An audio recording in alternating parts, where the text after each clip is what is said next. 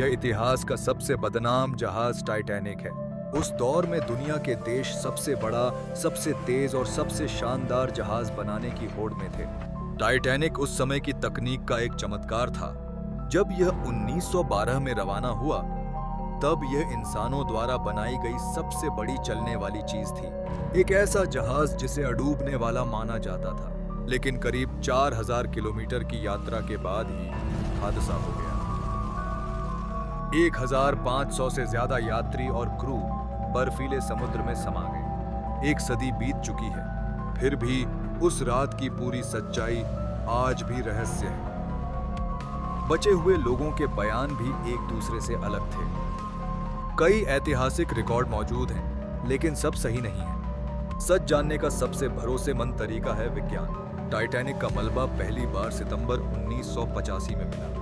तब से 20 से अधिक अभियान वहां जा चुके हैं। यह समुद्र की सतह से लगभग 4 किलोमीटर नीचे है, एक ऐसी जगह जो चांद की सतह जितनी अनजान है। पनडुब्बी की रोशनी में एक बार में कुछ ही मीटर दिखता है।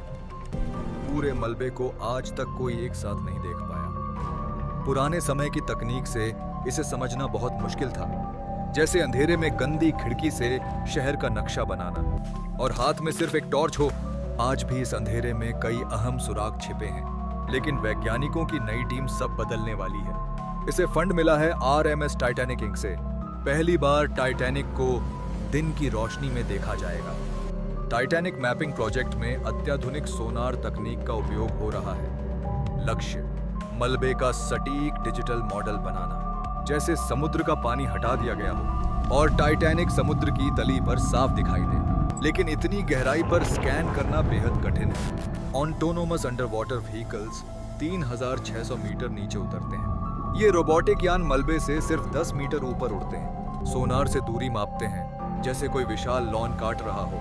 हर चक्कर में 50 मीटर चौड़ी पट्टी स्कैन होती है। लाखों डेटा पॉइंट इकट्ठे होते हैं, फिर केबल से जुड़ी सबमर्सिबल तस्वीरें लेती है।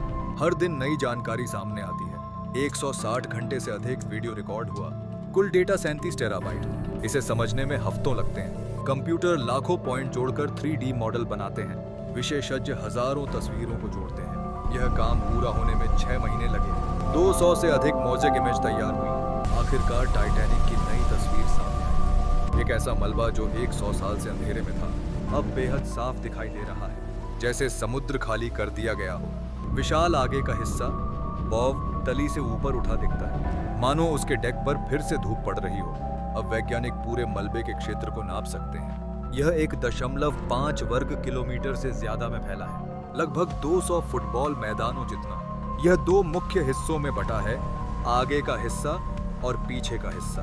दोनों के बीच लगभग 800 मीटर की दूरी है। एक सदी बाद विज्ञान आखिर बता रहा है कि टाइटैनिक कैसे और क्यों डूबा।